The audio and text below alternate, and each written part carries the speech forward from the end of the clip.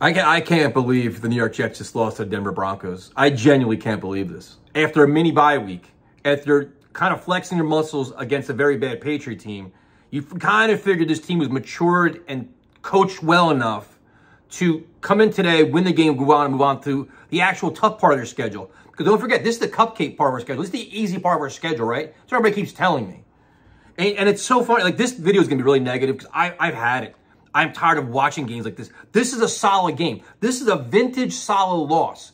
And the funny thing is, he is so fucking lucky that Will Levis fell apart in the Tennessee game, or they would have lost that game too. Because on the verge of getting blown out in the first half, and the kid gave the game away with an interception and a fumble, and brought the Jets back in, and they found a way to win. So out of 4 games, they played one good one.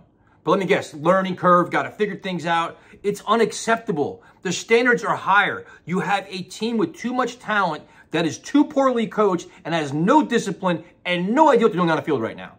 It's just tough to watch. So now you have the game. You lost a quarterback at 60 yards passing. Can you imagine?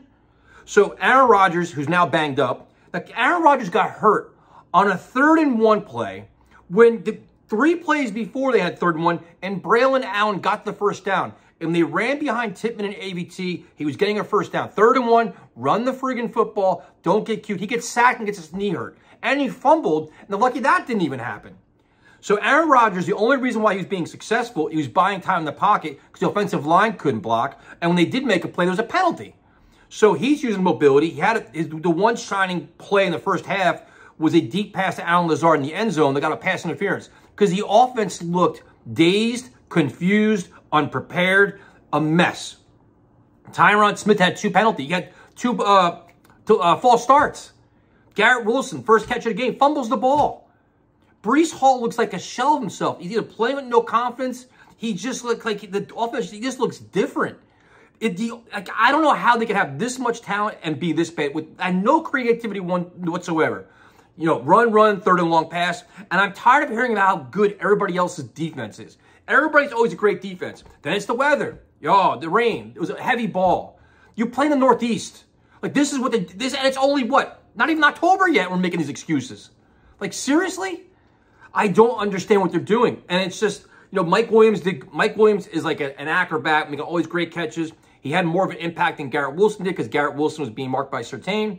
But they get down to they get 1st and goal on the 1-yard line. To me, you get 3 chances to score points here, to score a touchdown.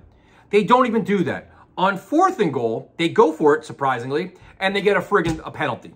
So then it's 4th and 6. And then, of course, instead of Saleh having any balls, he does the same thing he always does. He stays conservative and kicks the field goal. He's acting like Zach Wilson's his quarterback. What do you have Rodgers here for? What do you have Mike Williams here for? You throw the fade pass, Conklin, all these guys. They're grossly underutilizing their assets on offense. And this is where Sean Payton actually outcoached Saleh and everybody else on this team. He did circles around him. And this would make the Hackett comments look even worse. Today was putrid. Dude, it's unacceptable what we watched today. It's just not good enough. And again, this is your money year. This is your make or break year for Saleh and his staff. And you walk away and be like, a better example. The game is now on the line. Your game-winning drive, in theory, which should be that.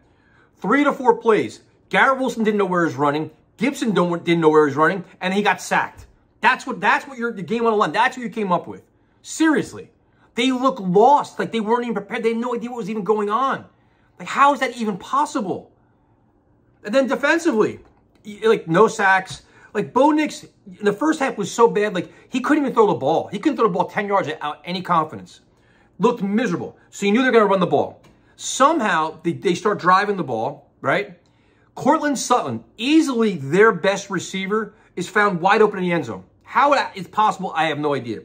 But the Jets take a lead. They go ahead.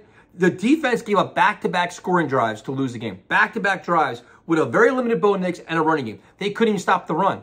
And when they did, they had stupid penalties. Will McDonald, offsides twice. They had the total, 13 penalties for 90 yards? A lack of discipline. And Connor Hughes asked the best question. How is this happening? A, coming off a mini bye, and B, when it's happened the prior games and last year. Saleh's teams are known for penalties, lack of accountability. Like, everything we saw today is what's been happening. You change the quarterback, you change all this, same goddamn results. Like, how? How does this happen? I can't fathom this. And I don't even care if I'm being too negative because I know what we watched. And I feel terrible for everybody that went to that game today. Spend all this money after watching, get you all hyped up, you're buying into the Jets, you spend all that money and watch putrid football.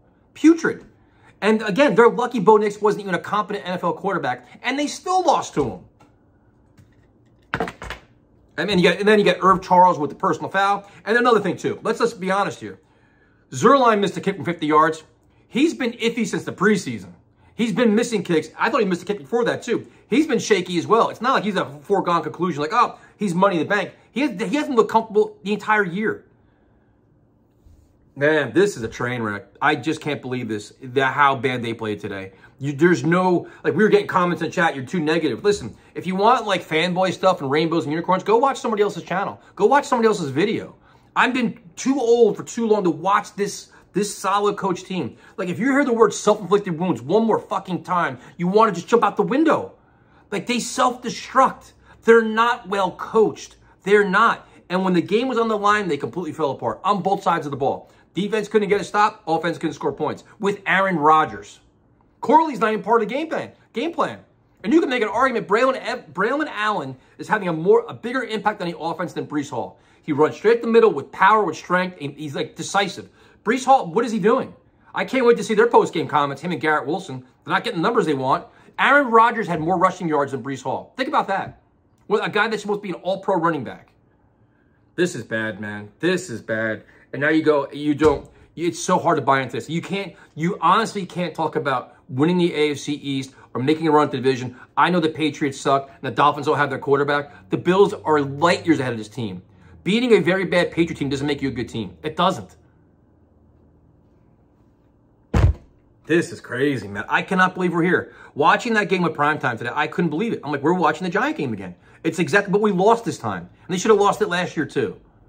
So, save me the pep talk, save me the speeches. Saleh can't even explain himself out of a paper bag. Hackett is just lost. I don't know what they're doing. I don't know what they practice, what their scheme is.